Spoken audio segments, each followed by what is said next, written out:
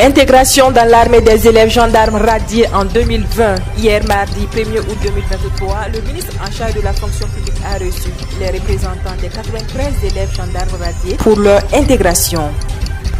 L'ONG Les Anges Gardiens de la Nature vole au secours des Burkinabés expulsés au Ghana à Pau lundi dernier. L'ONG a fait un don de bien vivre et non vivre d'une valeur de plus de 9 millions de francs CFA à ces personnes rapatriées. Mesdames et messieurs, voilà ce qui constitue la une de l'actualité de ce mercredi 2 août 2023 sur la première web radio du Burkina. Auditeurs, auditrices, bonjour et merci de nous rejoindre.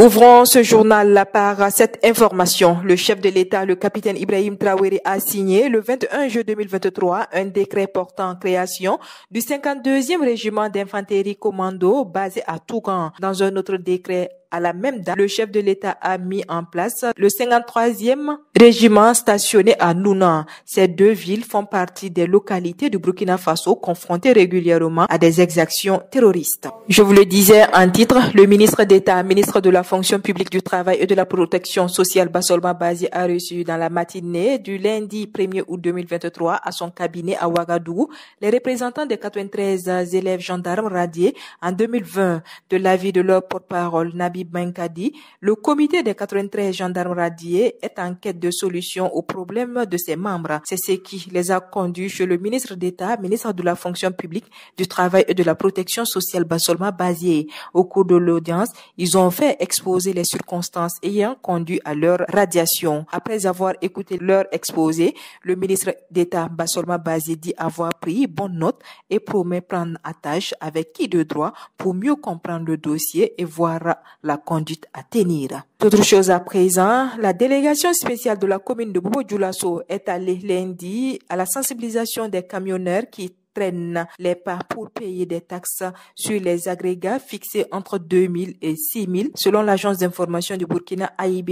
Il a rappelé que selon la délibération de 2021, les camions bennes doivent payer entre 2000 et 6000 par chargement selon le volume du camion et le type d'agrégat. D'après le président de la fêtière des propriétaires des bennes de Bobo-Dioulasso, Seydou Kassamba, les camionneurs, en plus du paiement des agrégats, reversent également entre 2000 et 6000 francs aux propriétaires terriens. Il a ajouté que certains de ses collègues sont disposés à payer les taxes à la municipalité, mais les trouvent élevées.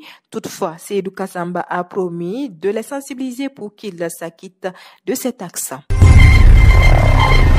Dans le cadre de ses activités des 112 heures du Centre de contrôle des véhicules automobiles CCVA, le ministre en charge de transport Roland Somda a procédé au lancement de la campagne de sensibilisation de contrôle de véhicules anarchiquement transformés ce mercredi 2 août 2023. Il affirme qu'à l'issue de cette phase de sensibilisation, ils vont lancer le message avec des répressions pour les cas vraiment inacceptables dans la circulation. Dernier élément de ce journal, l'ONG Les Anges Gardiens de la Nature a remis le lundi dernier à Pau, dans le centre-sud, aux autorités de la province du Naouri, des biens vivres et non-vivres d'une valeur de 9 465 000 francs CFA au profit des Burkinabés expulsés au Ghana. Au nombre de 513 personnes, en majorité des femmes et des enfants, selon les données de la direction provinciale en charge de l'action humanitaire de Naouri, ils ont été accueillis et placés dans des sites d'hébergement temporaire à Dakola, un village de la commune de Pau, frontalier au Ghana. Le secrétaire général du Haut Commissariat du Naouri, Safienale Sirima, qui en fait la réception, affirme que la répartition de ces biens aux bénéficiaires se fera par le biais du service technique en charge de l'action humanitaire et du comité provincial de secours d'urgence et de réhabilitation Coprosur du Naouri. Voilà, c'est ici que s'arrête l'actualité de ce mercredi 2 août 2023 sur la première web radio du Burkina. Merci à vous qui nous avez suivis. L'actualité continue sur www.radio24.net et sur www.burkina24.com. On se retrouve demain pour d'autres sessions d'information.